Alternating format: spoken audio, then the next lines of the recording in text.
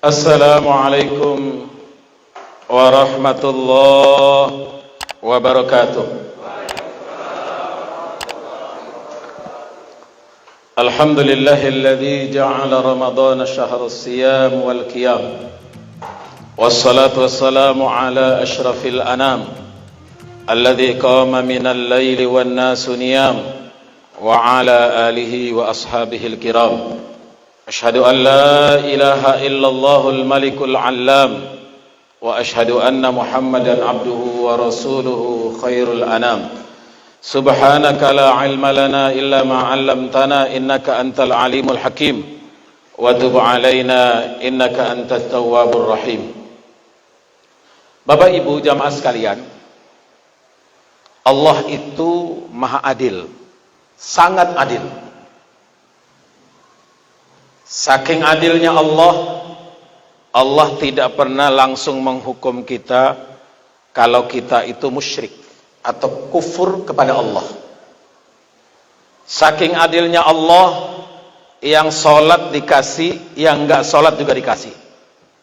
Bahkan kadang-kadang yang enggak sholat lebih baik.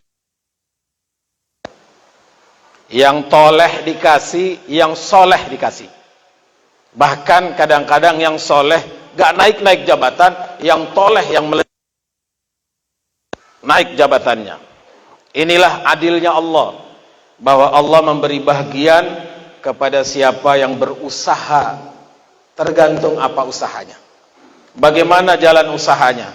Yang jelas Allah sudah menyiapkan masing-masing kita, dan tidak mungkin kita meninggal kecuali bahagiannya sudah didapat. Makanya dalam Islam orang yang meninggal namanya wafat. Wafat itu artinya qad tamma, tuntas sudah, selesai jatahnya, baru meninggal. Jadi jangan heran kalau ada orang berbulan-bulan sekarat di rumah sakit gak meninggal-meninggal. Kita nggak tahu.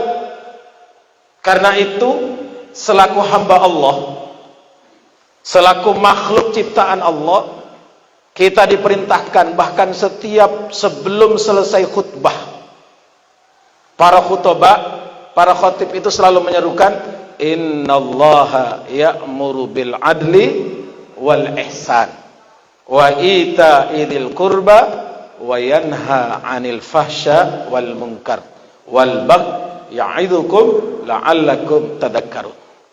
Sesungguhnya Allah senantiasa memerintahkan kepada kita. Yang pertama adalah bil adli, berbuat adil. Karena adil ini, bahkan Rasulullah sallallahu alaihi wasallam sampai menyatakan, andaikan cuman satu doa yang untuk urusan dunia kita, kira-kira apa yang kita minta, Pak? Ternyata kata Nabi sallallahu alaihi wasallam, yang kita minta itu adalah imamun adil, pemimpin yang adil. Kenapa kok pemimpin yang adil? Karena kalau pemimpinnya adil, insya Allah kita aman jadi hamba Allah. Kalau pemimpinnya adil, insya Allah kita sukses sebagai khalifah Allah. Tapi ketika pemimpinnya tidak adil, jadi hamba Allah pun kita gagal, apalagi jadi khalifahnya. Apa buktinya? Nabi sallallahu alaihi wasallam 1400 tahun yang lalu sudah tegas, terang pengumuman Nabi, afatuddin thalatha, yang bikin agama ini rusak, yang bikin agama ini hancur berantakan, yang bikin agama ini jadi bulan-bulanan, jadi mainan, jadi olok-olokan. Ternyata faktor pertamanya adalah imamun jair. Jair au zalim itu diddu adil. Jair atau zalim itu lawannya adil. Kalau adil itu al-wad'u syai' fi mahalli, menempatkan sesuatu pada tempatnya, maka jair atau zalim itu adalah menempatkan sesuatu bukan pada tempatnya. Sehingga apa? Rusak semua. Hancur tatanan. Hilang semuanya. Dan orang yang berpeluang melakukan ketidakadilan, Orang yang berpeluang melakukan kezaliman, orang yang berpeluang melakukan kejairan adalah orang yang tidak punya iman, atau orang yang menyembunyikan imannya demi kepentingan dunia dan isinya. Ayat yang kita baca di rakaat pertama tadi, wal kafiruna humuz zalimun. Dan adapun orang-orang kafir itulah yang zalim. Kalau kita cerita, apakah semua agama ngajarin baik? Jawabnya kan pasti iya. Kan begitu, Pak? Tapi ukuran baik ukuran siapa? Ukuran Allah. Bukan ukuran kita. Ukuran baik tidaknya sesuatu bukan ukuran kita. Kalau ukuran kita, apalagi ngukurnya pakai perasaan, repot, Pak. Repot. Tapi baik perasaan kita belum tentu baik menurut Allah. Belum tentu baik menurut syariatnya. Belum tentu baik menurut hukumnya. Kenapa? Karena ternyata kebaikan itu ada ukurannya langsung dari Allah. Yang namanya baik itu ukurannya adalah dari Allah, bukan dari kita manusia, apalagi pakai perasaan. Maka ketika kita mengukur sesuatu, bukan ukurannya enak tidak enak, tapi apakah Allah ridho atau tidak. Makanya sebagai seorang mukmin, minimal seorang Islam, kita dituntun oleh Allah dengan doa yang kita semua sudah hafal. Rabbi auzi'ni an ashkura ni'mataka allati an'amta alayya wa ala walidayya wa an a'mala salihan tardah. Tidak cukup an a'mala salihan. Disebut di surah Al-Baqarah 199 sampai sekian. Allah Subhanahu wa taala menyebutkan wa minan nasi may yaqulu rabbana atina fid dunya wa ma lahu fil akhirati min khalaq. Banyak orang yang ingin dikejarnya, yang ingin diraihnya, yang ingin direbutnya apa? Dunia. Dapat enggak? Dapat. Sengsaranya kalau sudah ngejar nggak dapat. Masih mending kalau dapat kan? Jadi presiden, jadi menteri, jadi pejabat, jadi ini, jadi itu, dapat. Wa ma lahu fil akhirati min khalaq. Dan tidaklah besok dia dapat lagi di akhirat kecuali kebinasaan. Makanya kita selalu, salah satu salawat yang dibaca itu, wasallimna minal afati wan nikmah wa min hammin wa min hummah. Itu salawat Badar. Minal afati wan nikmah, dari kerusakan dan kebinasaan. Jadi nikmat yang tidak diberdayakan dengan benar, nikmat yang tidak dikelola oleh iman, nikmat yang tidak ditata oleh keyakinan, nikmat yang tidak dilandasi oleh akidah yang benar, jatuhnya apa? Jadi nikmah. Disebut oleh Allah dalam Al-Quran, wa daraballahu matalan qaryatan kanat aminatan mutmainnah. Allah beri contoh, Allah perlihatkan dengan nyata, ada dulu negeri, ada dulu wilayah, ada dulu negara, qaryatan kanat aminatan mutmainnah, makmur, maju, gemah ripah loh jinawi, toto tentrom, kertora harjo. Tapi apa sesudah itu? Fa'adzaqahallahu libasal ju' wal khauf. Negeri yang tadinya makmur, tentram, negerinya tadinya aman, negerinya tadinya jaya, bertukar, berubah. Libasal ju'i wal khauf, dikasih oleh Allah krisis ekonomi dan krisis keamanan. Kenapa? Bukan karena kufur kepada Allah, bukan karena mereka tidak beriman kepada Allah, bukan karena mereka jadi komunis, bukan karena mereka jadi ateis, tetapi apa? Fakafarat bi an'umillah, karena mereka kufur dengan nikmat Allah. Bukan fakafarat billah. Kalau kufur kepada Allah namanya kafarat billah, tapi enggak. Allah enggak nyebut itu. Allah nyebutnya apa? Fakafarat bi an'umillah, karena mereka kufur dengan nikmat Allah. Allah kasih negeri ini bagus. Negeri ini disebut sebagai negara berdasarkan kepada ketuhanan yang Maha Esa. Alhamdulillah masih ada tokoh kita, masih ada cendekiawan kita, masih ada ulama kita punya kepedulian sehingga protes. Kalau enggak Pak, bablas. Dan kalau bablas apa jadinya? Besok anak kita enggak tahu bagaimana nyolatin jenazah kita. Besok anak kita enggak tahu bagaimana nguburin kita. Besok anak kita enggak tahu bagaimana mandiin kita. Kenapa? Karena pelajaran agama hilang dari sekolah. Alhamdulillah masih diamankan. Kita bukan persoalan Pancasilanya, ini persoalan warisan para ulama.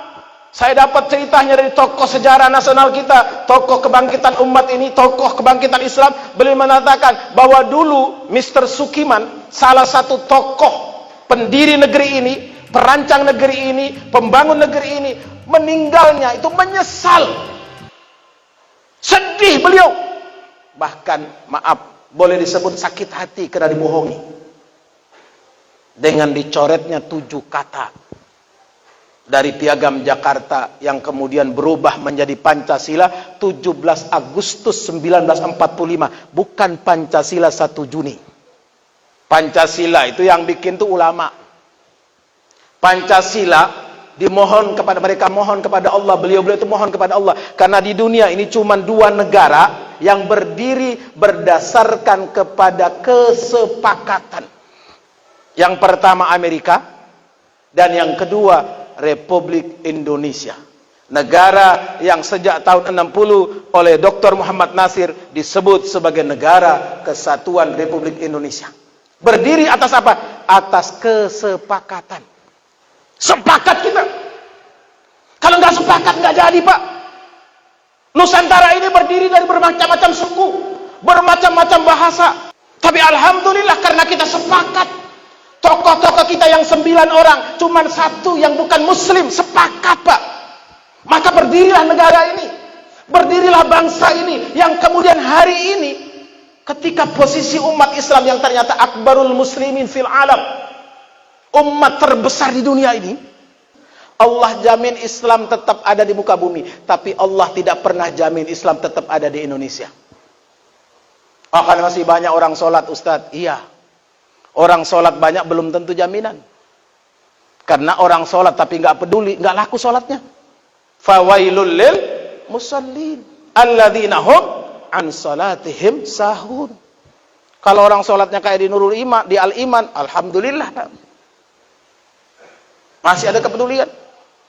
Dan besok kita ditanya oleh Allah, la yu'minu ahadukum, tidak akan beriman kita kalau kita bisa tidur nyenyak sementara ada tetangga nggak bisa tidur karena lapar. Seorang syekh kemarin di sebuah televisi di Arab nangis sejadi-jadinya ketika yang nanya itu dari Somalia. Apa katanya?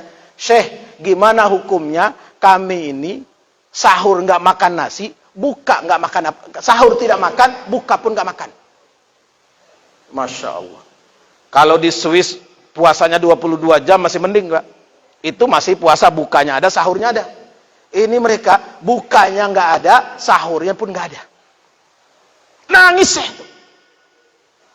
Beliau mengatakan, berdosa saya kalau saya tahu dan saya diam. Berdosa saya kalau saya sahur tidak makan apa-apa. Maka ini pentingnya pemimpin yang adil. Kedua, faqihun fajir, orang yang paham agama, yang mengerti agama, yang sekolah agama, pula punya gelar keagamaan, kiai, ustadz dan sebagainya. Tetapi apa? Fajir, nyeleneh. Kenapa nyeleneh? Ada tawaran sebagai komisaris. Karena ada tawaran jabatan, ada tawaran bakal jadi wakil presiden 2024 misalnya.